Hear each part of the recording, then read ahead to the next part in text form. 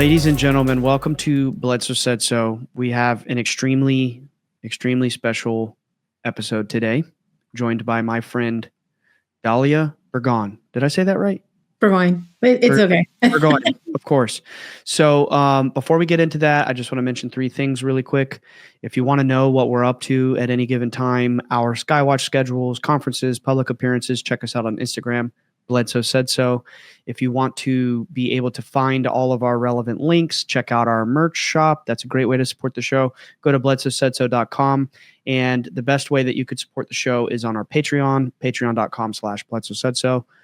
So without further ado, Dalia, welcome to the show. I've been very much looking forward to having you on. Thanks. And I also, when I first met you guys at Contact, especially you stood out to me a lot. I remember you saying, we'll keep in touch and I remember you saying all of this and I didn't get your number. And I remember being like, oh, I wish I would have gotten his number. And then, because I remember you and your family, you were just awesome. And then I saw you at the side games. I'm like, oh, good. I get to see him again. Yeah. So I remember you standing out to me a lot. And that happens to me a lot when someone is going to be of significance. So I'm happy to be here. I appreciate that. I think game recognizes game. And I remember that. I'll never forget it. We were just sitting there eating breakfast at the, I can't remember the name of the resort, but, having breakfast on like the second to last day of Contact in the Desert. And Hakeem rolls up to our table. He's like, hey guys, I have a special friend you need to meet. And then you put on a blindfold and you just start reading stuff. And we're like, what the heck is going on here? It was crazy. Very memorable moment. I'll definitely never forget that. And meeting you and your daughter, Lidu, was so incredible, and seeing what you guys do and what you're about. I didn't want to take that angle of like making you perform and making you, dance on command, because I know what that's like, having the pressure of people saying, I want to see an orb, let's Skywatch. It's like, all right, cool, sure.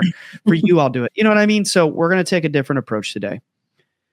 And I really felt like a kindred spirit with you and Lidu, and then like our family and what we've been through. So I'm curious, and I don't know if this is an angle that you usually cover, but I want to get into how this started for you, what it was like seeing for the first time and recognizing that Lidu had abilities or has abilities, that process of change that happened in your mind that put you on this path that you're on now, which is very quickly becoming a world famous family who, can see through blindfolds. And obviously, if it's not okay for me to say this, we can cut it, but you guys are involved with the Telepathy Tapes. Is that okay to say? Yeah. Okay, cool.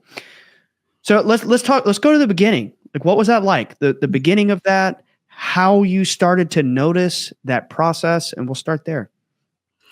So it's kind of hard to say the beginning, because there's a beginning for me and there's a beginning for Lidu. But and I want to hear all of that. So when I was a kid, I say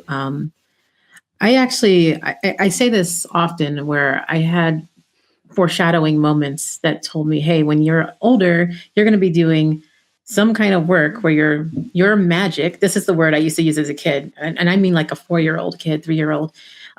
I remember thinking, I'm magic, and I'm going to show everybody that they're magic. And I remember thinking that as a kid, and having all of these moments. I used to love going to holy places and feeling the energy. I used to hear these spirits when I was really little. I used to hear them, and I used to just assume everyone did it. So I didn't even question it. I just thought everybody could do it. I never saw, I just could hear. And then one day my aunt walks in when I was talking to one. And again, I'm hearing these things. These are, to me, they were like family. And it was something that I remember thinking, this is like my mom, listening to my mom. They were just doing good for me. And I remember thinking, just talking to one of them. And then my aunt walks into the room and she goes, who are you talking to? And she looked kind of freaked out. And I remember thinking I must be doing something weird. And then I said, nobody. And that's like my last memory of hearing them, but I remember very much hearing them. And I used to have a form of telepathy, not as good as Lidu's, but I had something where I knew what people were thinking and what they were going to do and what they were going to say. And I remember thinking as a kid, okay, well, adults must not have this ability. We must lose it when we become adults because obviously they're not doing it. And so I remember thinking, okay, so when I become an adult, I'll probably lose it. And then I remember going to school though. Like, so I'm having this up till I'm 5 years old and I go to school, 5 and 6.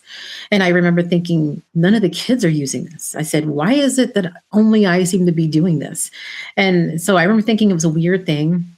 And then I have no actual memory of me stopping or turning it off or anything, but that was my last memory is being in school in first grade and thinking, why is nobody else doing this? And that was it. After that, I pretty much just conformed. I was always into meditation and going to holy places and having a connection with God. I've always had a strong connection. I would go by myself as a little kid. I would go by myself, and I was meditating. I did that pretty much my whole life. But as far as extra sensory abilities and stuff, the only thing I've done was go out of body, like before Lidu was born. And so in my early 20s, I started getting more into the materialistic type of life, and I started trying to focus heavily on on just like being successful and doing what is seen as good. And I remember getting very sad at the time too. I started to go into a depression. And then I started to think about it. I said, why am I feeling so sad? I'm doing all of this good stuff. You know, I'm making good money and I'm in my early 20s or mid 20s. And I'm like, I'm making good money and I'm actually in my late 20s. But anyway, and I'm like, and I feel good. I feel like I look good. I'm like, but you know, why am I not happy? And then I thought about it. I said, how much, if I had all the time in my day to do whatever I want, what I do? And I said to myself, I'd be doing spiritual stuff. And then I thought about it. I said, how much am I actually dedicating to the meditation and all that stuff? And it was zero. I wasn't doing any of it. And so the next day I started immediately going back into making it like 90% of my day doing that stuff. And then I found an energy school. And so I started training in an energy practice since 2011, and I'm still training in it now. And so I got really good at being able to enhance my senses. Never with the vision though. Like that, it was like I would wear a blindfold and I could tell things apart by feel and by sound and stuff like that. And I would go out of body and stuff, but the telepathy, no, that never came back. I never even thought, I didn't even believe in telepathy really, not the way Lidu does it. Like that was TV stuff to me. I know the only kind of telepathy I believed in was I see how you feel. I have some empathy, and I make an educated guess on what you might be thinking based on what I'm feeling and noticing with the mirror neurons.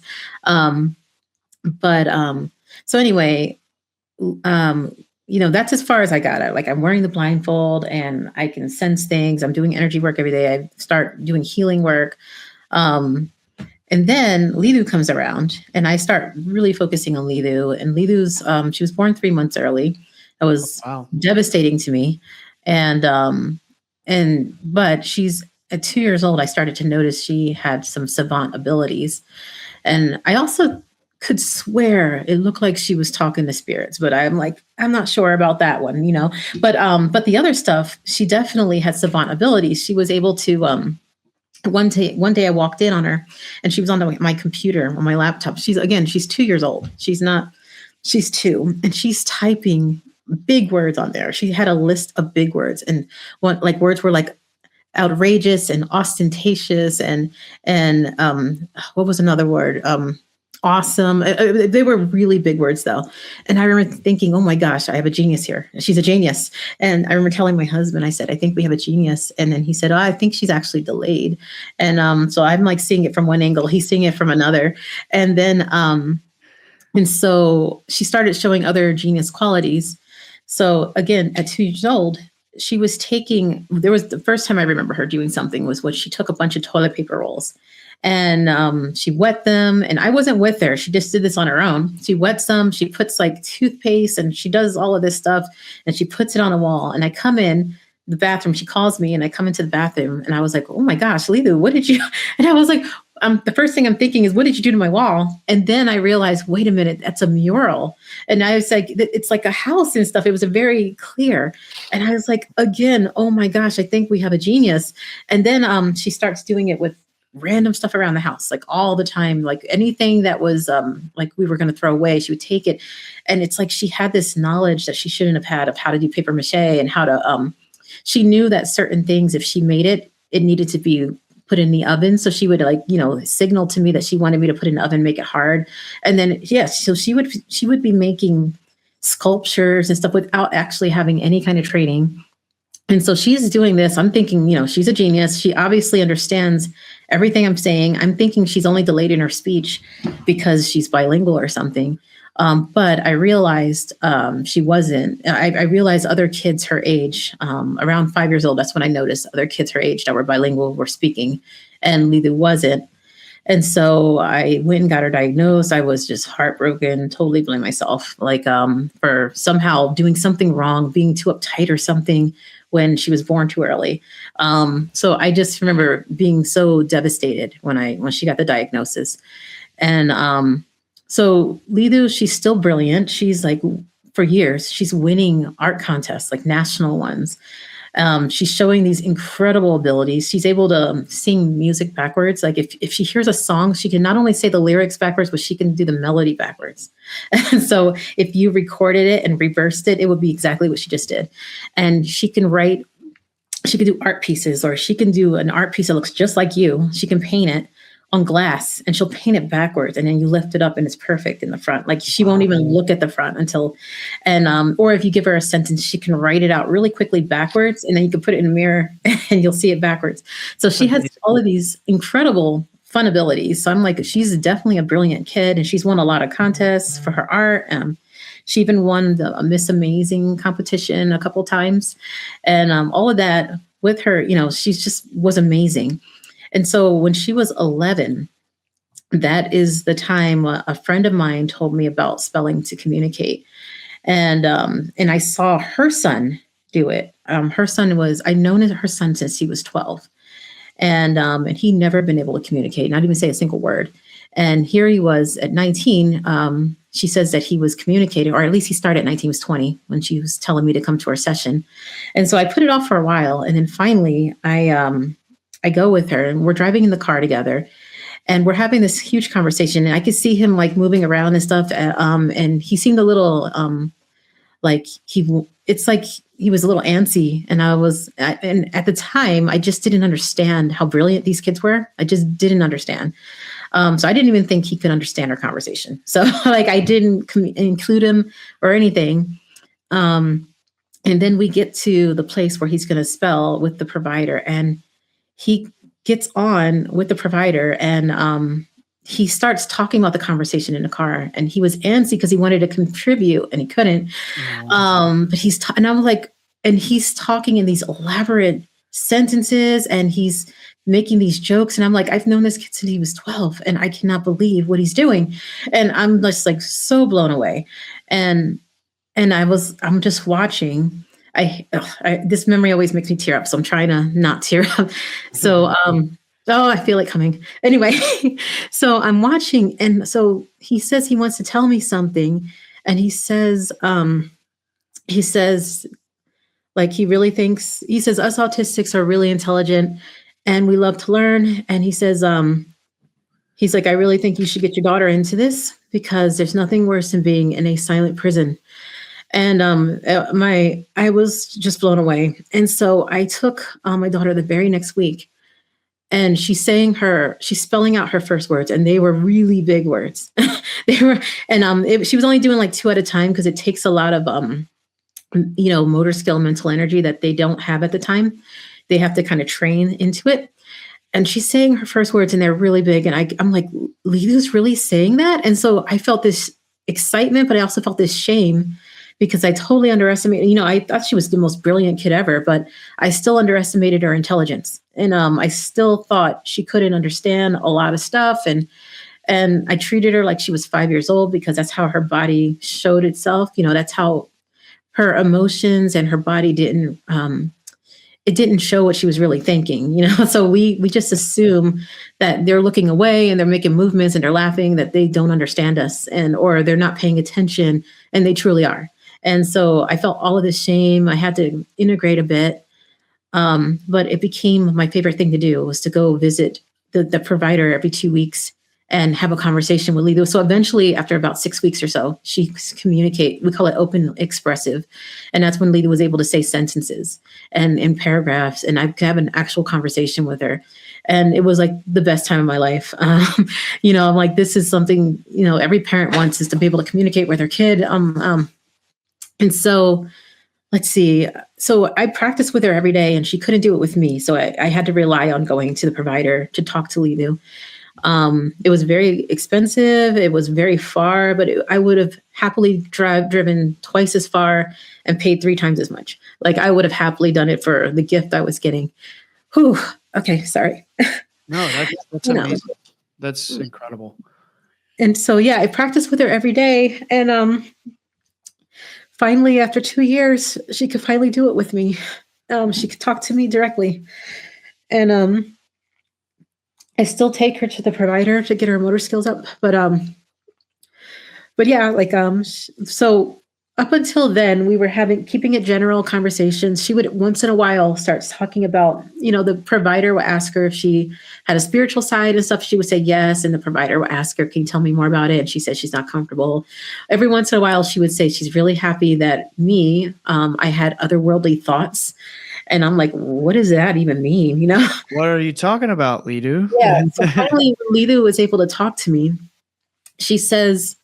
I said, Lidu, we all have different skills. You obviously have incredible skills. You do this art stuff. You could talk backwards, and you do all this backward stuff.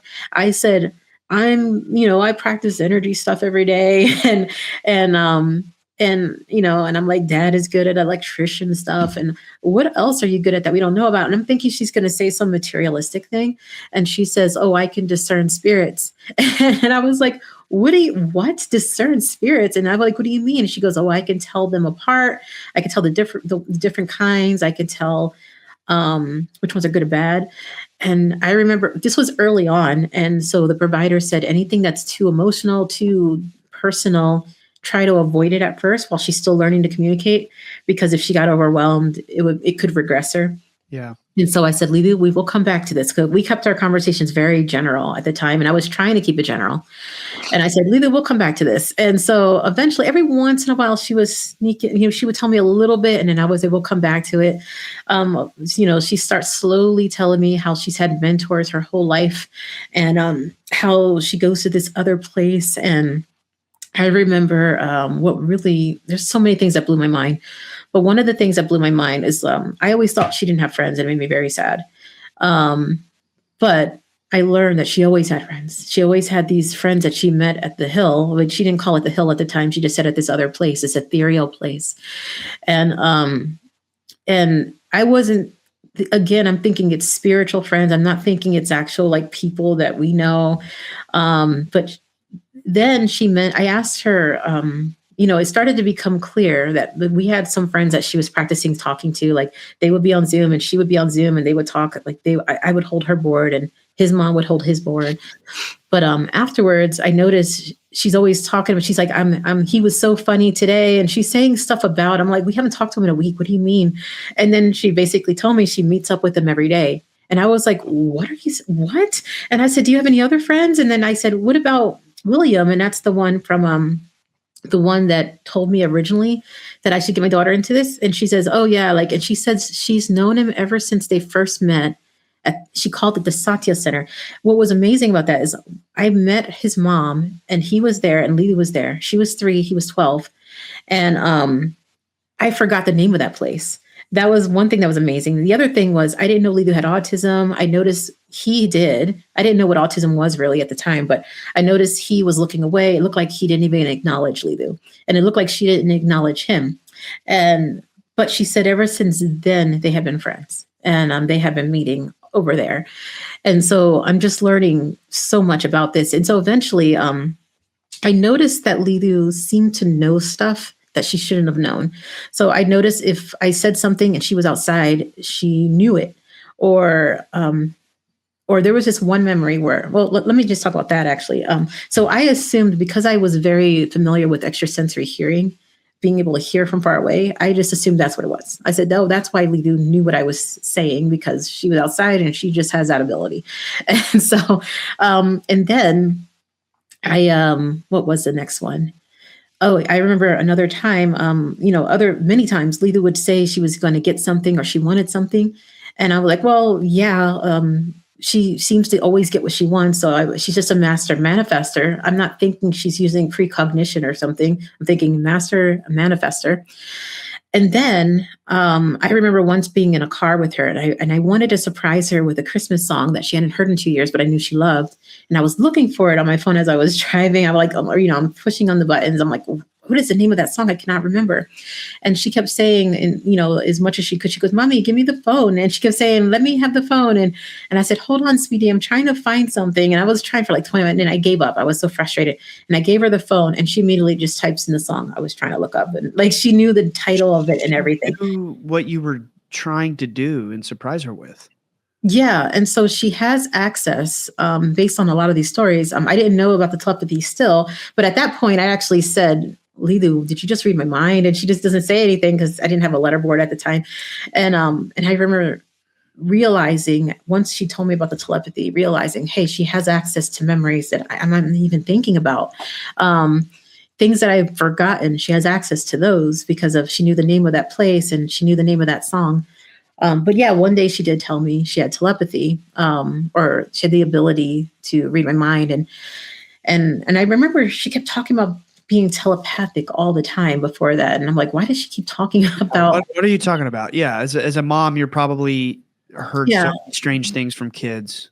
Yeah. So one of the first things she said was how there's angels around us all the time and that, you can talk to them. She could see them in real time. She's talking about seeing sometimes people who have passed on will go to her and she will help them. And I'm like, what are you doing? The sixth sense stuff here? And I was like, how are you doing all this? And I said, well, how do you talk to the angels? She goes, well, they're telepathic and they're around you at all times. So you can talk to them at all times. It's not like they're far away and you have to pray and they come over. They're all the time. They're right there. And then finally she tells me she's telepathic. And I said, or she says she's an eavesdropper. So she says we're all telepathic. So she calls it an eavesdropper. And I said, so, okay, I'm going to think of something. You tell me. And I was like, you tell me the word. And so I'm thinking of a 3-letter word and she spells it out. And I was like, oh my gosh. And so I thought of bigger words and bigger words. And then I started looking up pictures and she can just describe the pictures, even stuff I didn't even notice in the picture. And then I asked her, I remember saying, Lidu, I'm about to have us read a book coming up. What's the name of the book? And then she just writes the entire name of the book. And I said, wow. And so that was like my first day with realizing about the telepathy. I had known about so many other things. I knew she could talk to the angels and all of the stuff she had revealed slowly, but I don't know why the telepathy didn't kick in. Well, it's a shock. It's kind of a mind-blowing thing to hear, and you're slowly picking up all of these pieces. Telepathy is the last of your concern. You're learning to communicate with your child that you've never been able to communicate with. I think it's completely reasonable that you're like, it took you a while to catch on. Oh my God, not only can she actually understand what I'm saying, but she hears my thoughts. It's crazy. It's insane. Yeah. And I also realized the reason why it didn't come to me first is because I didn't really believe that kind of telepathy existed. That's like stuff from the movies where they know exactly word for word what you're thinking or access to memories that you're not even consciously thinking of. To me, that even though I've been in the world of consciousness and meditation and all of that stuff my whole life, that's something I didn't believe. And I'm surprised at how little I believed in it. And so I just remember that same year is when I got the huge download to start practicing with the blindfold, but actually trying to do it the way the kids in India and Indonesia do, where they're actually seeing the words and the colors. And up until then, again, I was only sensing the difference between stuff. I couldn't actually see anything. And so I remember putting on my blindfold, and for 6 months, all I saw was darkness, but I was starting to see the outlines And when I would touch stuff, I would see the outlines. And so I figured, well, this is really cool. This is like, it's kind of like Daredevil. I'm seeing the outlines. I don't have to turn on any lights, but it was pitch black. And I said, I don't know how to actually see colors or shapes or fine details. I don't know how to do any of that. And so I remember going to this seminar with Rob Freeman and Wendy Glunt, that was in Canada. And they had barely started teaching it to people. And I actually had a call with Rob first, a Zoom call, and he was very shocked at how I could pick up the things by my mind only. And so, but that was my first time actually seeing it in my mind. That was my first time, and I was like, whoa. And he goes, you need to come to our seminar. And I couldn't go to the first one because my daughter was going to a spelling camp and I had to take her. But the next one, it was just a few months later, and I went to that one. And I opened on the second day. We were out in the sun, and that was the key. That was the thing I was missing. I had always walked in the dark. This time I was in the sun, and I finally started to see. And for them, because this was only their second seminar, they had only had one person see before. And it was this woman who, they had 8 people in the first seminar. Only one person saw it. And then in the second one, I was the first to see. And they were very shocked at how well I started to see. And then after that, they just Rob Freeman asked me to continually train. And so I was training it in my way though, but I started to train so many people that I learned so much more about the ability and how incredible it is. But I'll get back to that in a second. But I remember during that training that week, I remember thinking, I don't know why, but this is reminding me of my daughter. Like there's something related here. And I don't know why, but this is connected. And I was telling people during the training about my daughter's telepathy. I was just telling a lot of people, and it was just so much going on. And not a lot of people were hearing it. But I remember that one day I talked a lot about her telepathy. And my friend was there too, and she was backing me. She's like, oh yeah, Lidu's read for me. She's done this and she's done that. That very same day, I talked about it a lot. The telepathy, the first ones came out, the pre-tapes, and I didn't even know that was going on. I knew some of the families in there too, and I didn't know that was going on. I was like, whoa. And so we had this big forum, and we were talking about, is this something we should tell the world about? I didn't know I was wondering if the other kids were telepathic too. But I remember mentioning, well, my daughter has that ability, because some of them were like, I don't know, how are the scientific community going to take us seriously with the spelling if we're saying that they're reading our minds? And I said, well, my daughter really can. And I remember saying that. And then because I was saying that stuff, Dr. Diane's people found me and introduced me to her. And then we've developed this strong relationship with Dr. Diane. She says Lidu is one of the most telepathic kids that is with her, and they just love each other. Like Dr. Diane loves her so much. But that's how it kind of all started. And Lidu says it wasn't an accident. It was meant to be this way, where my mindsight opened at the same time as her telepathy became public. It's all about people knowing about our human potential. Yes. You and Lidu are superheroes. And I do believe that you two are very much responsible for helping humanity understand our future, where we are headed. And God, there's just so much to address here. So for the listener who is not familiar yet with Dalia and her daughter Lidu, I watched them on stage in front of about 500 people do every one of these things that they're describing. And it was utterly mind-blowing. And I apologize if you hear my cat screaming in the background. She's very clingy. Quit. Yeah, I'm working, D. Don't be rude. But anyway, so it's very mind-blowing stuff, what they can do. And I think it's incredible how brave she is. Because I know a typical part of being on the autism spectrum can sometimes be like social shyness. And I find it so courageous and so inspiring that Lidu, I think at the time she was 14, just waltzes right up on stage, reads your mind. You know, I saw everything that you just explained that was happening with you looking at pictures and describing it and reading words next to a picture. And she just picked up every bit of it with blindfolds, with cameras on it was insane. So we're past that. We're past needing to prove anything. we're past needing to prove that this is a reality and that you can do this. We don't need to spend any time on that at this point. I believe that the next phase of this is education.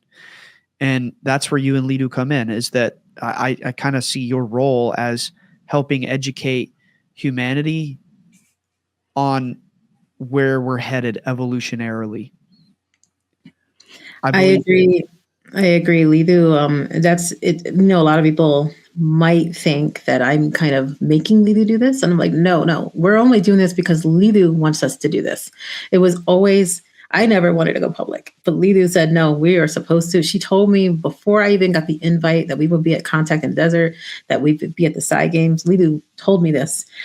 Before she told me, I actually was thinking of going because I heard there was going to be a certain judge, or he was going to be a judge and a speaker. It was Jimmy Akin, and I always liked Jimmy Akin, and I said, oh, I want to go just to see him, and I was going to go to just be a spectator. And so I asked Lidu, I said, hey, should I go to this thing, or should we both go? And again, I'm just thinking as a spectator. And Lidu says, oh, no, teachers say, so that's how she usually says when it's a teacher talking. Yep, like because teachers say we're going to be there and we're going to be center stage. And I said, center stage? And I was like, oh, and then she said, so wait for the invite. And I was like, okay, I'll wait for an invite. And then like a month later, that's when Hakeem invites me first to Contact. I had never even heard of Contact. And then once we were at Contact, he's like, Dalia, you got to come to the Psy Games. And that's why I got the official invites then. But Lidu had already known. And yeah, the whole thing, like you said, I'm surprised that we're still at the place where not everybody, you know, people are still doubting, but it's understandable. But it's very soon, it's going to be very well known. We've done a lot of work with researchers, and especially, you know, the movie Superhuman 2 is coming out soon. And me and my blind students are going to be on there, and amazing stuff the world's going to see. They're going to see amazing stuff. And I've seen every bit of this. Dalia and I have been friends now since August, and we've stayed in touch, and, you know, been to 2 conferences at this point together. And I've been privileged to see this stuff in person. And you did show me a while back. I know we talked about this 2 days ago, but you did show me a video of someone who is blind being able to see. And I think that's the most incredible thing because of the implications of what's possible for humanity. Yeah, what I've found, it just started with when you open up your blindfold vision or your Mindsight, or extraocular vision is a scientific word for it, you start to realize, oh my gosh, a lot of people say we're in the Matrix, or this is a glitch, or we are able to do anything. You know, that's the first thing that starts happening. And then yeah, well, I remember the first time I worked with a blind person, I realized, wow, like, well, okay. So when Lidu first started communicating, I remember thinking, this is so meaningful. What these providers are doing are so incredible. I want to do something this meaningful. And I remember thinking, I want to do something this meaningful, but I have no idea. And I was focusing on I have young kids. I was focusing on just being a mom, but I'm like, eventually when my youngest son goes to school, I want to start focusing on something meaningful. It can't be spelling to communicate because that looks hard. And I don't know if I could do that because, you know, Lidu is really well behaved, and but you know, you have to deal with, a lot of the kids have a hard time controlling their body. So sometimes if they're frustrated, they might get violent and hit. And so I'm like, that would be really hard for me to do. Like, and I really commend the spelling to me. I wish I could be like them. So I remember teaching a blind person for the first time and seeing that it worked on them. And I remember thinking, this is incredible. And, you know, I'm just thinking it's incredible. And then I get up and I start to walk, and he asked me for my arm. And so if you ever see me walk with Lidu, I always give her my arm. It helps her to be grounded as she walks, and she doesn't get overstimulated by the senses, and helps her to be in her body. So I give her my arm. And so he asked me for my arm, this blind person, and I did. And as soon as I did, I'm like, oh, this is what I wanted to do. This is the meaningful work I wanted to do. And I said, oh my gosh, this is just like being with Lidu, but I'm working in my own thing. And so you're teaching them to read. Yeah, you can literally have no eyes. I've worked with many blind people with no eyes. You can have no eyes at all, and you can still read. And so this is people focus so much on the blindfold. I'm like, this is the implication is so much higher. Like what is going on here is we don't need eyes and we can still read and stuff. And we can still see pictures without eyes at all. Like, why are we focusing on the blindfold so much? And so, Yeah, you don't even need the blindfold and stuff. You can actually just do it. people need the blindfold. I'm so sorry. My cat is attacking my microphone right now. But people need the blindfold because they want to watch you, and because their mind can't make that leap and believe what is being explained to them. So the blindfold is like symbolic. It's like, okay, sure, you can just close your eyes and do it. But then there's people that need that visual proof of, oh my God, your eyes are covered. It's like for them. It's not even for you. Yeah, actually, the blindfolds are a really good way to train it, because even when a person's first starting out, they need the blindfold. It just as a condition thing.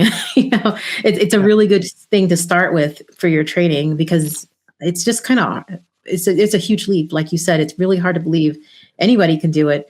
Once you start doing it, though, you start to realize you can do a lot of stuff. So I actually started doing these seminars, and Lidu is actually a part of them, where she comes in for like an hour and she'll show them telepathy and she'll kind of give them a lesson or something. But in these seminars at the beginning, we just show demonstrations of incredible ability. So we'll show a demonstration of me doing the blindfold. I'll have former students come up. So I like to have a former student come up that is blind, but I don't tell them that they're blind, and they're blindfolded and they're reading, and the audience is like, yay, this is great. And then afterwards I'm like, oh, and for those of you who don't know, this person's actually born blind, And so that's one. But yeah, so in these seminars, it's graduated for, we're focusing on the Mindsight and telepathy and some telekinesis, but we also show that you can do anything. This is just the beginning of our human potential, and we really can do anything. So we've also, here are some of the things we've been able to do. And these are just activities we do in between to just show them mind over matter. But we've been able to easily like stick things to the wall, like anything. We start with papers, and then we go to it is, but I'm sure you could do it within a few minutes. Like, it's that easy. And then they graduate to doing bigger objects. So now I have students, they sending me videos all the time of putting Lego pieces or keys or boxes or books. They're putting all of this on walls, and it could be any surface. It could be stainless steel. It could be marble. How do they make it stick? It's just intention. It's just our human ability. So in the beginning, I say, whatever works for you. I let people try to figure it out. Some people think that stick. But it's so easy. It's just the only thing that's stopping us is we don't know if we don't think we can do it. But my kids can do it. It's just that easy. So that's one of the things that we've done. We've done, of course, the telekinesis under a glass. We've been have people moving cans on the table. All of this helps from Mindsight, because you start to see what we're capable. Yeah. But one of the most incredible things we've done is we've apported pennies across the room. And so no way. Yes, we made pennies. So the apporting is when you make something materialize. So we had 100 pennies in a cup on a desk 30 feet away. And so we told everyone, without getting up and grabbing one, we want you to put a penny in your pocket. And so so the people who had pockets participated. And every single time, we've done it 3 times in a row, and each time at least one person, it was either 1 or 2 people did it. They would get the penny in their pocket. And there was this one time this guy walked in. He was actually at the side game. His name is Chris. Oh, Chris also. There's so many Chris. I remember Chris. Oh yeah. No, Chris Fazio. It's the one. Okay. So yeah, there was 2 Chris's there. You know what's weird? As soon as you said, I remember Chris, the Chris you're talking about just called. At the same moment. I was thinking of Sadowski, right? Yeah, he just called me right now when you said, I would love that is so weird. This, and I'm going to talk to him, and then I'm going to talk to Dr. Diane. I think that'd be really cool to follow this thread. Yeah, he literally just called me when you said, I remember Chris. Yeah. Tell him I said hello. So this other Chris, he was also at the side games, and he walks in. He says he's a coin dealer. He's also really good at telekinesis and electrokinesis. He can light light bulbs with his hands. He can make zapping between his fingers, and he can do all of that stuff. And so he walks in, and we say, hey, Chris, quickly, we want you to get one of those pennies without going over there. So just do it right now. And he's like, okay. And so he does it. And on the first try, he gets it. And what's really amazing about this is he's a coin dealer. And so he's been taught his entire life never put coins in his pockets. And he's like, you guys don't understand. I've never put coins in my pockets. And so he was flipping out about that. But yeah, some of the things that for the next one, because the next one's going to be in February. And so some of the things I've been trying and easily doing, because it's all intention. This is how incredible. It's in Sedona. I don't know the actual name of the place. I forgot it, but it's going to be in February in Sedona first week. But so I actually tried just yesterday and the day before. I'm like, you know what? I'm going to magnetize metal. I saw this woman do it. Her name is Bree, and I saw her do it. I'm like, I'm going to do it. And so I put a bunch of metal on the table and I start playing, and it just took like 30 seconds and the pieces were magnetized. And I was like, okay, next, so all of this kind of helps people's mindsets to realize, hey, we are capable of really magical things. And by the end, they will have seen it enough and had the experience enough where they leave knowing that they can do anything. So it's exciting. This is my take. And obviously I'm not in charge of like your life and your destiny and all that, but my take on why you naturally took to this so much is because you got to live a normal part of your reality. I mean, obviously you were magical as a child. I didn't know that. That's very cool. But a normal part of your reality was seeing this stuff unfold for Lidu in real time. So I feel like whereas many other people are struggling to comprehend that this stuff is maybe even possible, you're just seeing it and you're like, okay, great. My daughter read my mind. What's next? So I think the bar for you to achieve these kinds of things is so much lower because it's so normal. And that's why what you're doing and what Lidu is doing, I think is so important, is because you're making it normal for a lot of people. In the same way that we're making like the orbs and communication with these, light beings normal, because it started when we were Lidu's age. I was 13, So that's what I mean when I say we have this kindred thing where like, it's almost like the reverse where we were children. It started with our dad and then we kind of caught on to it. It's almost the opposite with you guys, where it like sort of started with the child and then you kind of had to, oh my God, this is our life, and you just went off to the races and it's amazing. But that makes a lot of sense. I felt when Lidu started opening, it was like she was doing it gradually every day over a course of time. But I felt like every day was blowing my mind and I had to integrate a lot. Yeah. And then also when my Mindsight opened, I had to integrate for at least a couple of months. I said, this is insane. And then Lidu just keeps blowing my mind even more every day. And so I'm having to integrate and then I get used to it. But up until then, yeah, it was a very normal life.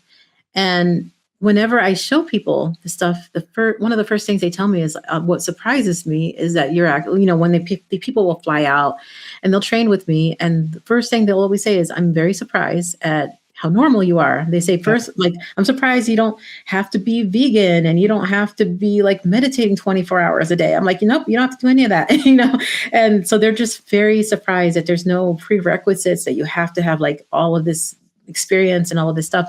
What I think it does help me a lot. Like you said, I think my mindset accepts it a lot more because I slowly was gradually introduced with Lidu.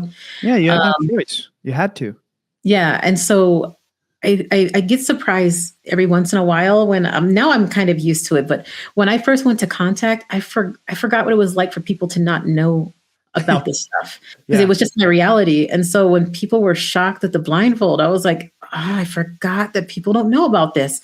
And then with Lidu, I was like, I forgot people don't know about the telepathy stuff and how in depth it goes. It's so much more than telepathy. And I'm like, so I'm kind of used to it now because I've done a few speeches and talks before. But up until then, though, it was a kind of a culture shock again. I forgot the world hasn't caught on yet.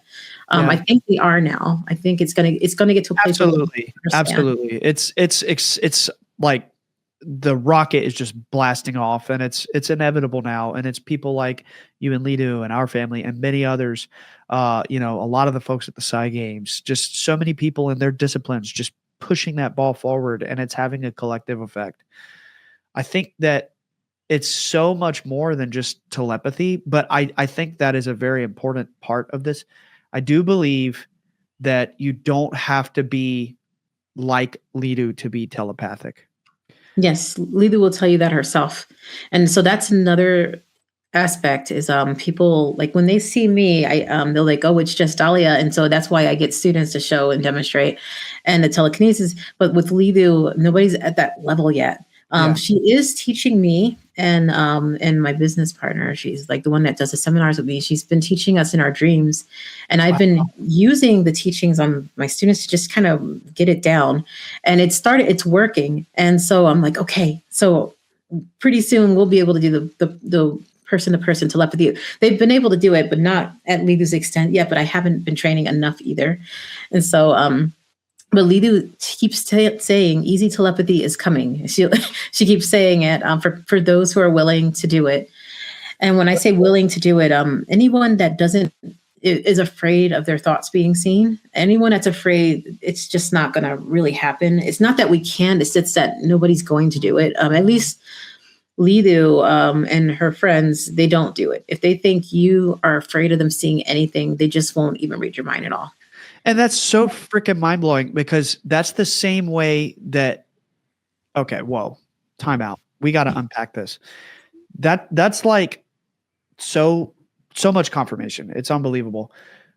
It's the same with seeing the orbs, with seeing, interdimensional beings, that if you're afraid of them, they will not show. They already know your thoughts. They know down on the deepest levels of your psyche if you are afraid or not. And they know that they know what you can handle. And they know what you're going to think before you can think it.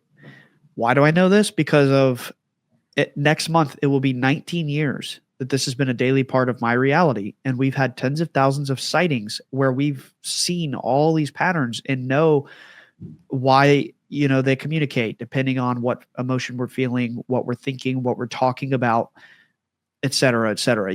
There's patterns just like okay, I have to do this, this, and this to be able to see through the blindfold. You know what I mean? It's kind of the same thing. And I really do think there's a connection there between, I think like what you're doing and what we're doing is the same thing, but it's a coin. And it's like heads, you can see things externally. It's light beings, it's dimensional entities. Tails, kind of the same effect on your consciousness. It's raising your vibration. It's awakening you. It's destroying your attachment to the mundane reality, but it's like internal.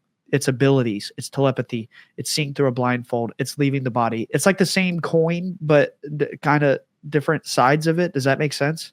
Yeah. A lot of people ask me if I could see orbs or if I could see spirits. I know you can. I've seen them with you. Well, I've always been like, as a kid, I was always afraid to see. And so I saw maybe a couple times and it scared me. And so, and when my mindset first opened, I could see really well in the dark. I remember this is once I could see everything. And one of the things I noticed is I could see in the dark. And it's like, it was like it was an infrared light or so. It was like there was a light on and I could see. And I remember thinking, this is so cool. But then I got afraid for a second. I said, wait a minute, I'm afraid of a ghost face showing up right now. I remember thinking that. And then immediately it went dark again. And then my ability to see in the dark turned off. And I remember thinking, okay, well, I know I can get that back. And I probably, one day I want to see the stuff Lidu sees, because Lidu can see them in real time. Like she sees all kinds of entities and spirits in real time. And I'm like, I'll get there. Yeah. And it's that mental thing. So, and so people want to learn how to do it. I'm like, I haven't done it myself. So, yeah, I haven't been teaching that at all. That's so profound what you just said. I genuinely feel like there's not enough time in this life to learn from you and your daughter. That's how I feel, honestly. And I wish, this is going to sound crazy, I wish I could sit in a room and just ask her questions and learn from her, because I know the second I met her, I was like, this child is special. There's something that she has to say, to teach people. And I know that because I was her age when this started with me, and I had a lot to say. And at our seminars, I let her come in for an hour and answer questions, and they never care about the training anymore. They just want to keep talking to Lidu. And I'm like, no, Lidu has to, I don't want to overload her because, it wouldn't take very much. And, but they're always like wanting more so badly. Like, it's like the training is pathetic in comparison to the knowledge we're getting from her. And it happens every time. And I'm like, sorry guys, she has to go. Yeah, you're doing great. She's got to be protected. People can't just have easy access to her. That's totally good that you do that, and good mom. But I get the sense that she has some profound things to say, and she wants to say them. And I was really touched when you guys did make it to the Skywatch at the Psy Games, and I took it upon myself to crouch down. I was like, Lidu, please pay attention. I think that these orbs are going to talk to you.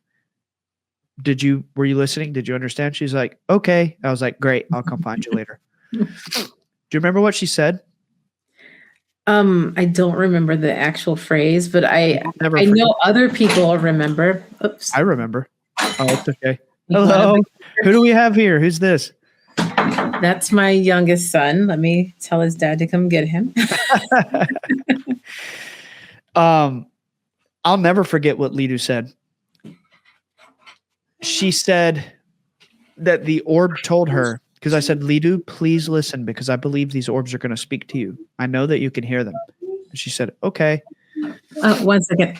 Hey, Manny's in the room with me and I'm on a podcast. Can you come get him? ¿Me escuchaste? I don't even know if I... Is that a badminton racket? Yeah, can you come get Manny? Incredible. All right, well, you can say hi to my husband when he walks in. So this is the same energy as my cat coming in the door. This is wonderful. So can you remind me what Lidu said? Because I remember a couple of people remembering. Yeah. And what she said was that the orb telepathically told her that it was I'm going to paraphrase. I remember the core elements of it, but it was like, we're here to help you grow, to help you evolve, something like that. But you have to ask for the right teachings. Hello. Hey, this is Ryan. I don't know if you met him. Hi. All right. Thank you. So she said, we're here to help you grow. We're here to help you evolve. You just have to ask for the right teachings. And I thought that was so profound, and I think the implications of this, of what she can do and what you're learning to do through her and all the other stuff that you're doing. I think that the next level of humanity, I do believe in evolution, but not in the Darwin sense. I think that's a great lie. I think the reality is more like our consciousness is evolving. So the physical world reflects that, the evolution of consciousness. So as our psychic abilities are increasing, our spiritual knowledge is increasing, the body changes to reflect that. So for every 10 of those incredibly gifted autistic children like Lidu, who their brain is so developed that like their tangible attachment to the physical world might not be as grounded as ours. They can't communicate the same. They can't, do all the normal things that we can do. Their psychic abilities are on 1,000%. They can't turn it off.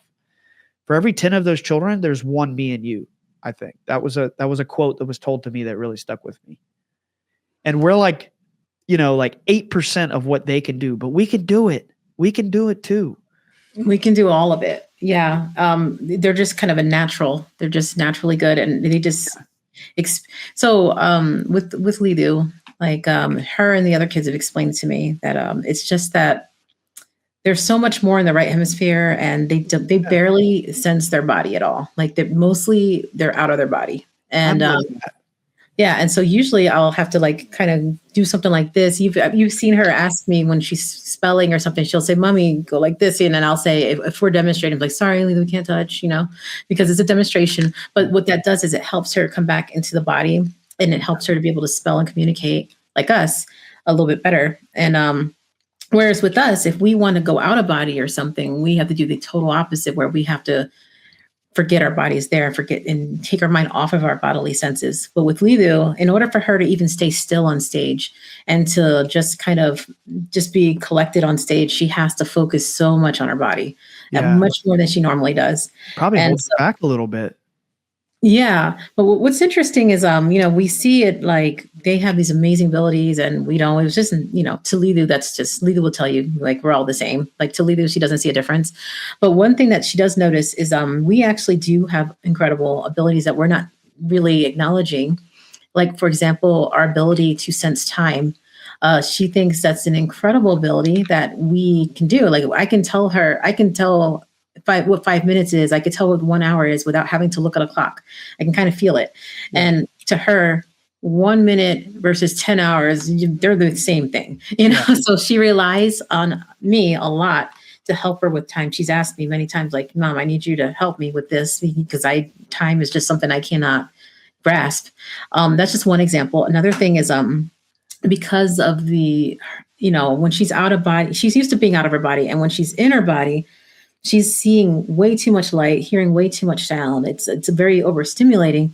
And so something I do, like if I give her my arm and I ground her, somehow it makes it so she can tolerate the sound, and somehow me grounding her. So she really appreciates what we can do, like the stuff that we can do. And she also appreciates that I can speak in a way that others can hear. So like she understands that not everybody can understand telepathy. And so she really appreciates that. She tells me certain things. She goes, Mom, please tell people when, when certain things come out of my mouth, it's a reflex, and please tell them this. So often she'll sometimes telepathically, but I'm not the best at telepathy. Sometimes she'll tell me stuff telepathically to tell others, like, please tell them this, and sometimes I'll get it, and sometimes I'll need her to spell it. So sometimes I'll give her the word, like, what were you going to, and I don't even have to say it out loud. I could just give her the word. She knows what I'm asking her. Yeah. In fact, when we're at these events and we're watching, I'll always ask her what her thoughts are about it without actually saying anything, without having to be disruptive. I'll just give her the board, and then she'll just tell me, answer my question. So I love that part of our relationship where we can just do stuff like that. Go ahead. I don't mean to interrupt, but I have to tell you, like anime, right? I know we bonded. Yeah. And I wanted to shout out Mela because I had introduced you guys. I don't know if you have stayed in touch or whatever, but yeah, she's awesome. Yeah, she's wonderful, wonderful, wonderful. I want you to write this anime down if you haven't seen it, and I want you to watch it. Okay, it's called Mob Psycho 100. I haven't. You need to watch this. It is about a child who is incredibly psychically gifted, and it's kind of reminding me of Lidu because in the show, he has all these unbelievable psychic abilities. Mm-hmm. He's just like jealous of his brother who gets good grades and he has friends and he's normal. So it reminds me of your dynamic with Lidu. Everyone looks at her like, oh my God, you're this prodigy. You have these psychic abilities. And she's like, Mom, I wish I could tell time. Yeah. You're going to love Mob Psycho 100. It's right up your alley. It's kind of symbolic in some sense of like what you guys are going through in your little bubble of this insane psychic development that most people can't even fathom. Watch that and report back to me. Yeah, that sounds cool. Like, like she wants to experience being able to communicate the way we do. She's gotten so much, but the more she spells, the more she's able to express verbally. She's still not at our level, but she says that's what she's really excited for, is to be able to talk like us. Even though she tells me, Mom, it's just so much easier if you just get your telepathy better. She's always saying, Mom, just get. I just wrote down on my phone the name of the anime, and then I saw that Chris had messaged me, and he goes, and I told him. And I told him earlier I was going to be talking to you. He's like, man, I really like Ryan a lot. He's like, he is just so cool. I was so happy to meet him at the site. so he just wrote all that. So. I need to follow up with him because I'm really into chi. And I believe that a part of my personal development has something to do with learning more about chi. He's really good at chi stuff. Like he's excellent at explaining it. I'm all in. I believe it. But I think with a lot of these kinds of profound things, you need someone to guide you. And I love that aspect of life where sometimes you just have to humble yourself and say, you know what? I need a teacher.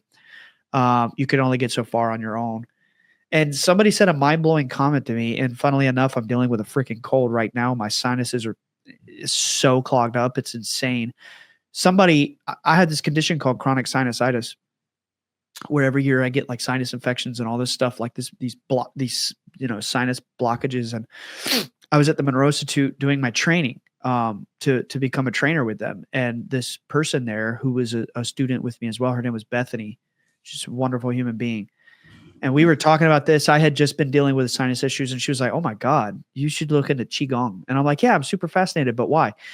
And she was explaining that in the Qi system, that dealing with things like regular sinus blockages is some sort of like third eye throat chakra thing, that there's psychic relevance in the sinus system, and that there's a blockage of Qi, and learning to manipulate the flow of Qi can cause the sinuses to flow better, to cause the third eye to increase more. Because you probably know more about this than me, but doing meditative practices like becoming more aware of the third eye between your eyebrows. I don't know if you do that. I started doing that, and you can feel like these sensations, these pulses and reverberations in your third eye. It's right there in your sinus and sinus cavity. So getting these kind of sinus blockages and things like that can cause psychic blockages, and that there's some sort of correlation there of like, if I'm born with a sinus condition, then that's something that I'm supposed to work on to increase my psychic perception. I don't know, but I found that very fascinating. And ever since, I've been really wanting to learn about Qi. Yeah, usually if you do a regular Qi practice, it's really difficult for you to even get sick. So, oh my God, sign me up. Yeah. That's good to know. I just think that it's so, I know I keep saying this, but it's so brave what Lidu is doing. She's 15 now, right? Mm-hmm. And I remember her getting to the Psy Games, and you were saying that she told you, "Mom, there's so many spirits in the room right now." When we left that Skywatch, you've seen Star Wars, right? Yeah. Do you remember in the third movie that when Anakin is killing the children and he's going to the dark side, and they're seeing it on the holograms, and Yoda's finding out and Obi-Wan's finding out, and Yoda, he kind of like stumbles and he grabs the wall. He goes, and he stumbles because he feels a disturbance in the Force. That actually happened to me when we walked into the building after the Skywatch. It was so profound. And like, for me, it was like, I don't know if you saw if you stayed the whole time and you saw the thing going over our head for a minute. I did. And then Dr. Diane Powell was there, and you and Lidu were there, and just the significance of that to me. And there was so much going on energetically when we came off that parking deck, and I came up the elevator and I entered the threshold of the building. It was like, boom, this energy hit me, and I got dizzy and I had to sit down, and I was like, dude, there's something going on here. Yeah. I don't know if you remember the night before we were supposed to have a Skywatch, or there was a Skywatch, and I remember it was so cool because he walked us in, me and Chris, and then but I remember Lidu didn't want to go to that one, and she wanted to stay in the room, and I was surprised she didn't want to go, and I said, okay, but I'll still go. I got to be there, and so we go, and it was like it was an overcast night, and we didn't see very much, and the next night we said we're going to do it again because it's not going to be overcast, or your dad said we were going to do it again, and I remember thinking I was so tired because that was a night we had all competed. And you were on stage like all day. Yeah, I was dead tired. I'm like, I don't want to go. And then you messaged me and said to ask Lidu if we should go, and like if all of us should do it. And so I asked Lidu, and she goes, yeah. She said it really excitedly. Whereas the night before she didn't even want to go. And I was like, oh, Lidu said yes, so I'll have to be there. I'll be there. And that was the night when all of that incredible stuff happened. She knew. She totally knew. And I see that in that child. I just believe that there's so much more that's going to come from the two of you. And that's why I wanted to bring you along for the ride and involve you with the State of the World Forum, which starts in 2 days, by the way. That's amazing. Mm-hmm. And just like wherever this goes, you guys are there. You're a part of this, and I think it's a part of the future of humanity. And she's only 14. I was 13 when this stuff started. Now I'm 32. Imagine her when she's 32. What she's going to be doing for humanity. What she's going to be teaching. What people are going to be learning from her. Who knows? Maybe by the time she's 32, we'll all be telepathic if we're brave enough, and if our conscience is clean and we're not afraid of our thoughts being read. And that's profound that she said that, because there's two people I know. One of them is a man named Paul Oglesby Sr. He's been on my show. He's a fantastic human being. he had an awakening experience where he was hearing everybody's thoughts. This was years ago. This was before I even heard of you or met you. And he's hearing people's thoughts. And he was being told, this is the new world. This is what the new world will be. People will hear each other's thoughts. And it basically, I don't want to butcher his story, but basically the premise was like, be aware of your thoughts. Think good thoughts. Because when you speak through your thoughts, you don't want to think bad thoughts. You want to think good thoughts. And then I have another friend named Jeff, who's a Templar Knight. He's a very good friend. And I don't know if you know much about the Templar Knights, but they're a very fascinating group. They're a very ancient group, and they have a lot of psychic wisdom, just cultivated over thousands of years, And one of the things that they know for a fact, and I completely agree, and in many traditions, maybe we call this the Age of Aquarius, maybe they call it a different thing in XYZ religion, but there is an event coming for humanity where there will be a profound awakening of consciousness. And I think it's soon. I think it's in our lifetime. I think possibly next year, but that's me being optimistic. And I think it's already starting. It's starting. Yes, you're absolutely right. It's a process, right? But I do believe it is starting. And I think next year it's going to take leaps and bounds with information just exploding to the masses. And I believe that when this event happens and people have this new knowledge, which is we are telepathic, there are dimensional entities that we can communicate with, and so many more things, that it's going to come down to choices that people are going to make. Do I want to be on the spiritual path and develop myself and keep my conscience clean so that I can share my thoughts freely with those around me? I can hear their thoughts and they can hear mine. Or do I not want to go down this path of development and stay, egotistical and on that left-hand path of being in your animalistic nature and being just not good and not empathetic and not spiritual and be completely stuck in the material? I think there's going to be a divergence coming. And there's those of us who want to be spiritual, and we understand the implications of this. And it's out of the mouth of the freaking children who show us the way. That's so profound what Lidu said to you. I'm going to run off through the races with that because that's so synchronistic for me that she just explained to you, in order to be telepathic, you cannot be afraid of your thoughts being heard. Yeah. And it's what's incredible is when you are telepathic, there is no exaggeration, there's no misleading, there's no lies, there's no worrying that people misinterpret what you say. None of that happens. It's like within a split second, you can know all of this information, and you don't have to take as long as we're taking to share a thought. It's like it's instant. It's instant. And something else you said earlier about having good thoughts. So how in society we kind of watch what we say, because we know if we say a certain thing, how do you say it? Society kind of trains us in how to communicate. And so we usually, if we want to avoid confrontations, we'll speak in a way that's not offensive, but our thoughts are still doing the offensive stuff. Or we're still on ourselves, on others, we're thinking these really hardcore thoughts. And if you remember what I was saying earlier about how just with thought alone and with just intention alone, we can stick anything to the wall, we can magnetize metal, and there's other things there's a lot of other, we can move things from across it. There's so much we can do with just our thoughts. So imagine. I think we can levitate. Oh yeah. I've actually, oh, you mean people. Yeah. I know of people that can do that. And I think that's coming. I think all this is coming. Yeah. And so imagine with these bad thoughts. I mean, when I say bad, I mean harsh, and the ones that are causing negativity. Imagine what they're doing to your body. Just the thought, just on yourself, let alone to others, but what it's doing to you to have them all the time. Yeah. It's like, this is like physical proof that our thoughts are controlling everything, making our reality.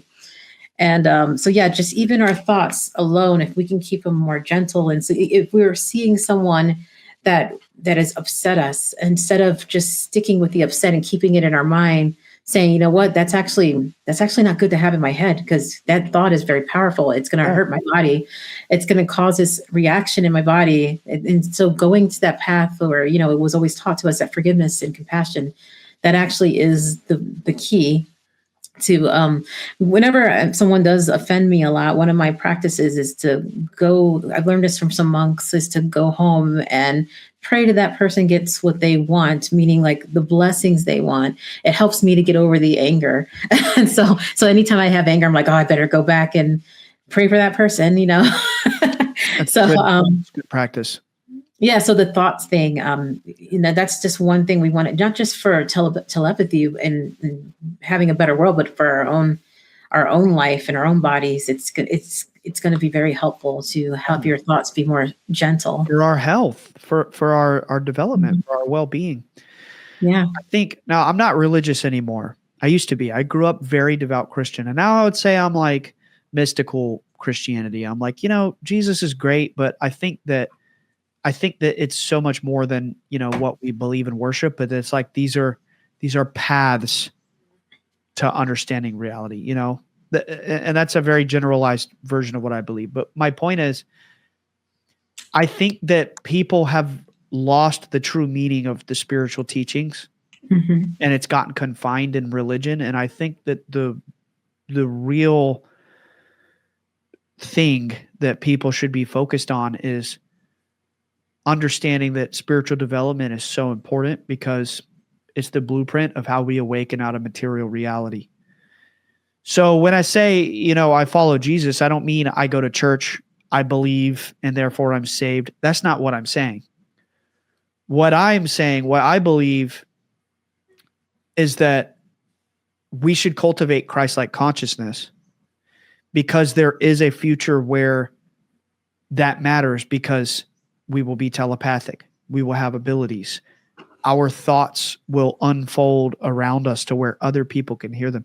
Beings in other realities already do all the time. I know this. I've been living it for almost 20 years. So I do think that there is a future unfolding for humanity where we have to make a choice. Are we going to be good? Are we going to keep our conscience clean? We don't have to be monks and nuns, but at least have good thought, at least be loving to people, at least be compassionate and empathetic. You know what I mean? Like do the bare minimum spiritually, right? What about liars? What about thieves? What about, God forbid, murderers, child predators, people like that? They're not going to get to partake in this world. They're gonna be stuck in material reality when this singularity unfolds and telepathy becomes rampant. You know what I mean? They're not going to participate. So that's what I think the rapture means. They're not going to float up to the sky, but there's going to be a divergence of parallel realities unfolding simultaneously. And the me and the yous of the world will maybe eventually go, I want an apple. Poof, and it appears in your hand. We're in heaven, right? We're in a heavenly world where we go forward with these abilities. And then those people will be in hell because they can't clean their conscience. They can't just, for whatever reason, like try to have good thoughts and good words and good deeds. So they get left behind. But we're all here at the same time. I don't know. That's just. No, I understand completely. I think, your thoughts are either going to be able to put you into a heaven or into a hell. I think with Jesus, he was a very, everything that Christ could do, even if you actually read the scriptures, he's actually saying, why aren't you guys doing this already? I'm already showing you what can be done. Why aren't you? You could do more than people. This is that whole mindset where people think only Dalia could do Mindsight or something. And so it's like a lot of people like to teach only Jesus could do certain things. I'm like, we've had so many mystics that can do what he, in fact, I use that as an example, like the turning water into wine. I already know people who could do that. I'm actually going to have people do that. We're not going to turn it to wine, but we're going to change the pH balance. Everything I do is verifiable. Yeah. So we're going to actually change the pH balance water. And we're going to see how it's, so everything we do is going to be verified, but all of what Jesus did, we can do. And that's, I very much believe that's what he was telling us. Like we can do this stuff. Yeah. Don't worship me. Do you can do this. This is you. Yeah. He always said to become right with God. That's the first thing you got to do is just become right with God and like love God, and everything else comes into place, and loving God means loving. He even said, love your brother like yourself. That's the second thing. So they're all the same thing.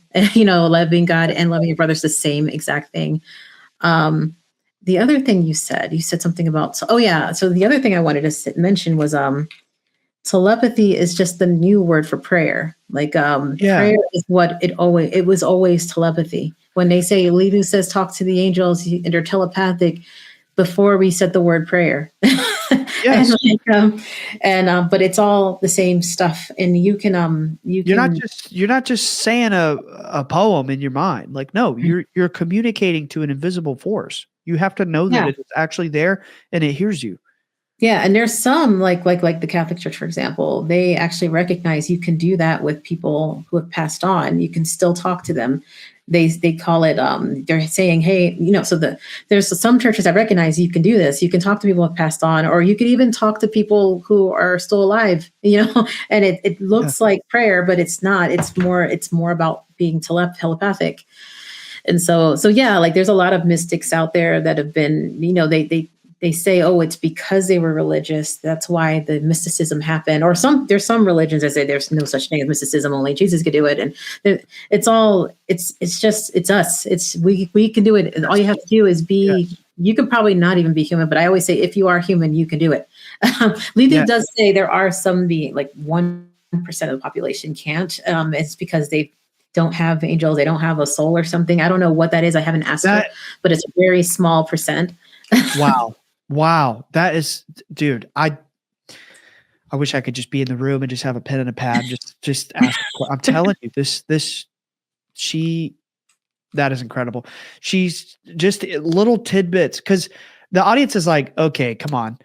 You have to understand that Lidu, she has to point at letters to communicate. It is very frustrating for her to speak words. When you're with this child, as Dalia has explained, you can tell that she wants to say these things, and you have to sit there and you have to, God forbid, not at a conference with 600 other people. Mm-hmm. Like I just want people to understand the significance of her saying anything. Yeah. So for her, she has to take these grand concepts that you could just say telepathically and put it into a sentence.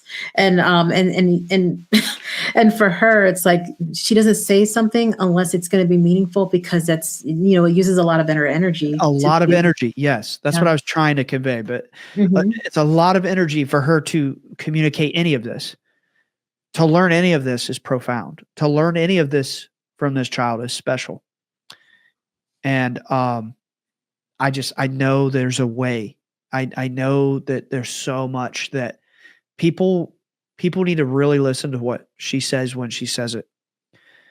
Because I've been her age, seeing, beings and orbs, and Dalia, these orbs, they are beings. I've seen beings flash out of them, like literal dimensional beings, just poof, they pop out of them. They're very bizarre in the way that they can present themselves to you. And I know that they communicate telepathically. We've known this for a long time. My dad's been telling me this since I was a child. So like, this isn't new to me. That's why I'm so happy to meet you guys, because it's like, oh my God, there's other people out there doing this too. Finally, thank Christ. Like, we're not alone in this world. You know what I mean? Mm-hmm. So that's why I felt that kindred immediately when meeting you guys. I was like, there's something very special here. There's something profound. There's a connection. And where I came in was I just wanted to drop little nuggets and say, Lidu, these orbs are going to talk to you. Listen. You know what I mean? And sort of get her to even think about that. And she probably already knew. She's probably like, okay, I already knew that. You know what I mean? She's probably in constant communication with them. I don't know if she'd seen orbs, with her eyes or anything like that. But now that that's in her reality, I think that there's a world where she could be in constant communication with higher entities and distill that for humanity in a sense. Mm-hmm. You know what I mean? Like, she's a channel to another world that most people don't even know is real. She's constantly there. She's constantly in that world. I'm constantly seeing that world. I'm like, hello, people, you need to be paying attention. This is very real. Very real. Yeah, I'm constantly learning new things that are real that never even crossed my mind, new abilities and new concepts. Like I once in a while I'll be brave enough to say, Lidu, what else do you know about that I don't know about? And one, I think I may have told you this, but one of the things she told me was, she goes, well, I can go into different timelines. And I was like, really, Lidu? And then she's like, yeah. And she says, and she's told me so much about timelines and stuff. And she says she sees me in the other ones and what decisions how things would have turned out if I had made a certain decision and what would happen if I make a certain decision. Yeah. Incredible. Yeah, it's just like, whoa, every time I ask you, you blow my mind again, It's unbelievable. It's truly unbelievable. I'm excited to see what's next, like the Superhuman 2 documentary.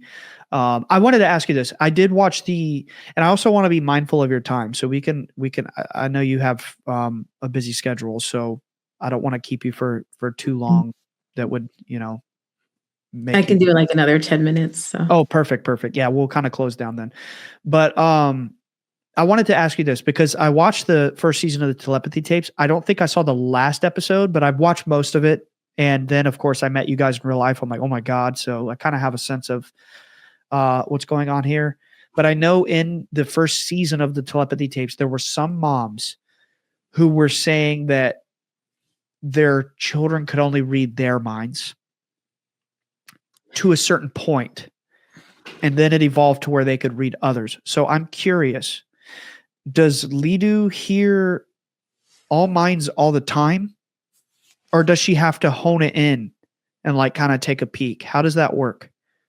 Well, even with those moms that said that their kids can only read theirs, I think their moms just never tried it with others at the time, because I didn't know Lidu could read others' minds until we tried it. And then I said, oh, okay, well, in fact, with one of the times we were with Dr. Diane and a researcher, and, these scientists are always crying when they see Lidu. And you're like, oh my gosh, telepathy's real. I just saw real telepathy, And so there was this one where Lidu had just, she just blew their minds that whole day. And then my husband tells him, you'll really blow your mind as if, Lidu reads your mind. And so he opened himself up. He got the impression that Lidu was okay with it. He said he felt a strong presence that it was okay. And so we decided to try it. And so Lidu does read his mind. He was just so mind blown. He was crying. He was all of this. And Dr. Diane walks in and he goes, am I really the first person's mind she read outside the family? And I was like, well, yeah, we've never tried it.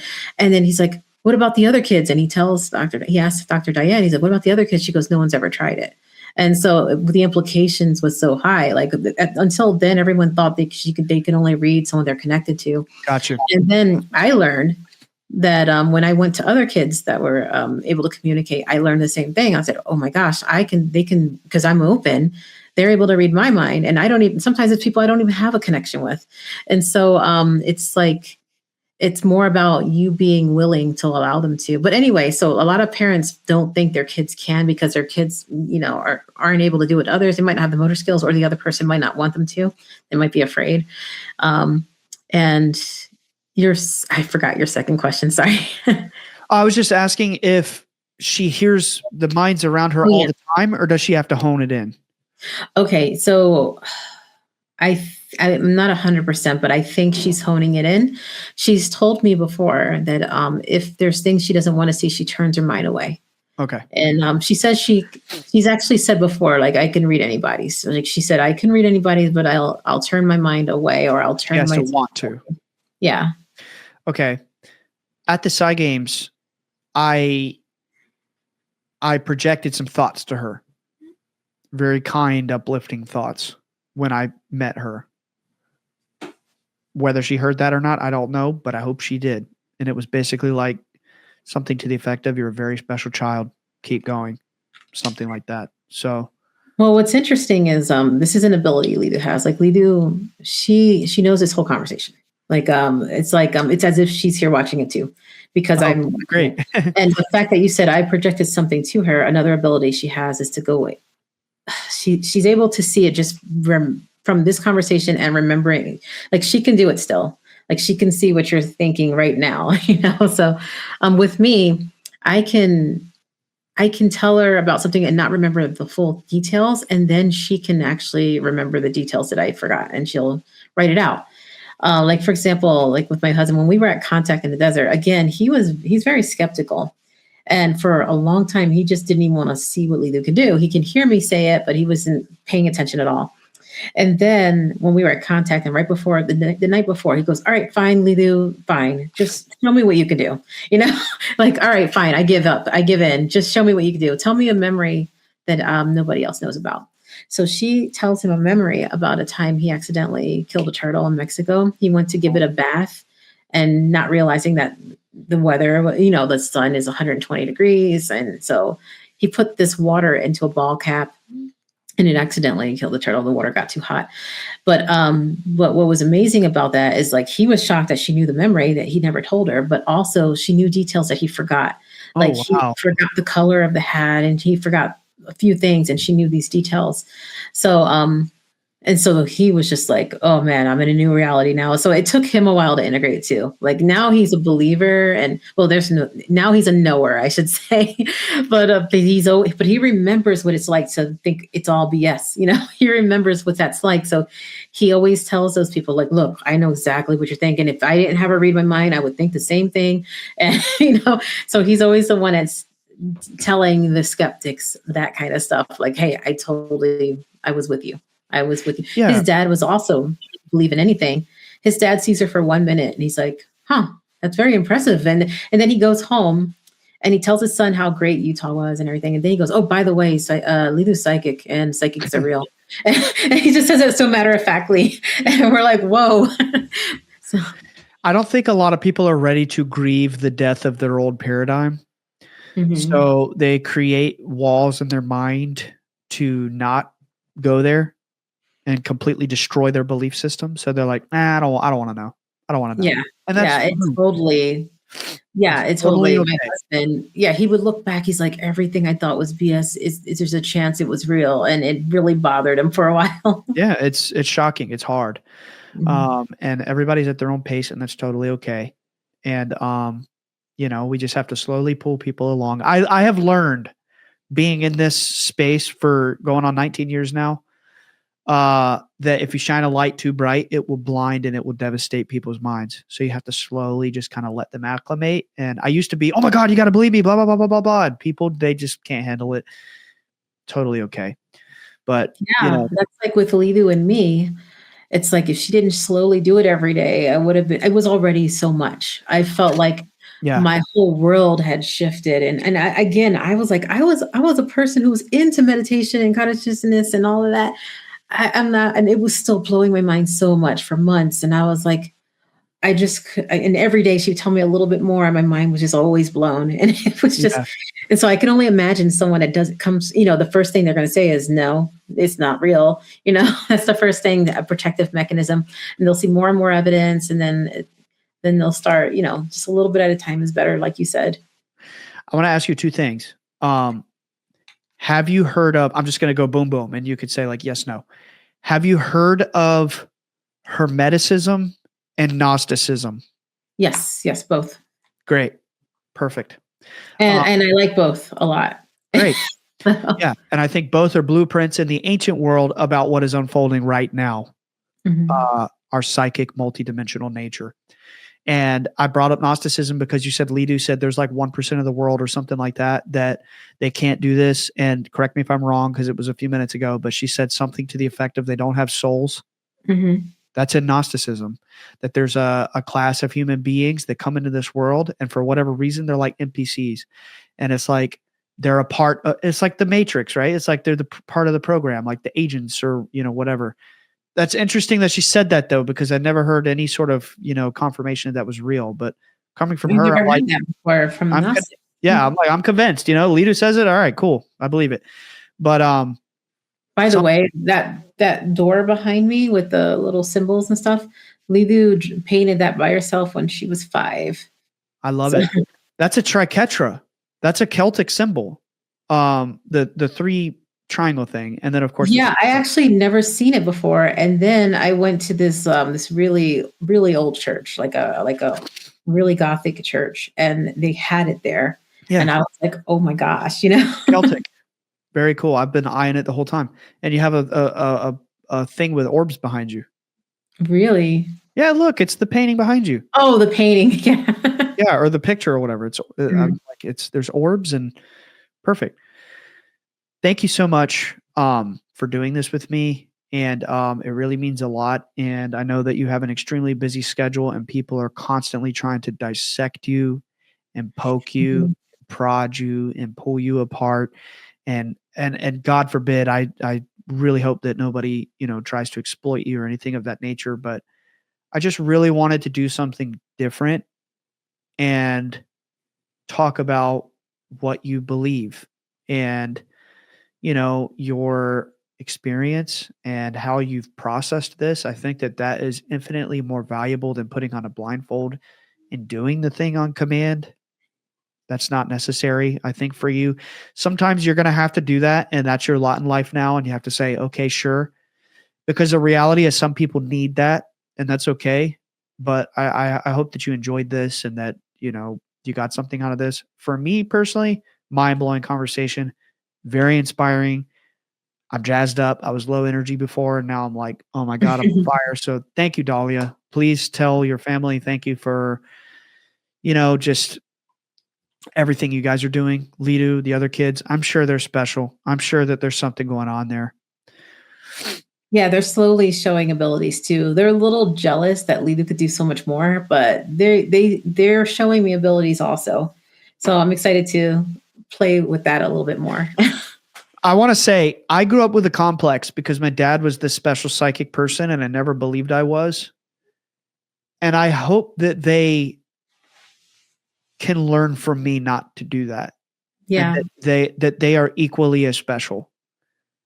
And just because their sister is doing this thing on stage and she's on these documentaries and she has these incredible abilities, that does not mean that they are any less special and that they are a part of this too and that they have abilities and that they are special and we're all special. And I just really hope that they learn that. I'm glad you said that because that I relate to that very heavy. And I Mhm. believed up until last year at 31 years of age, um, that I know what you mean. And, I just want to honor them. And the whole time I've been thinking I wanted to ask about them. So yeah. Thank you guys. Please check out Dalia. Please tell them where to go, by the way, what your social media is, whatever you need them to see. Yeah. So where I do the seminars, that's extra-ordinaries.com. And then you can just go to my website for wherever I'm going to be at. That's daliaburgoin.com. Awesome. Wow, fantastic episode. I am going to follow up with some people in your corner and try to follow this thread. So Cool. thank you for listening, guys. We love you very much. And please go and support Dalia and their family. They need support. They're doing something very important for humanity. And we'll see you next week. Bye, guys.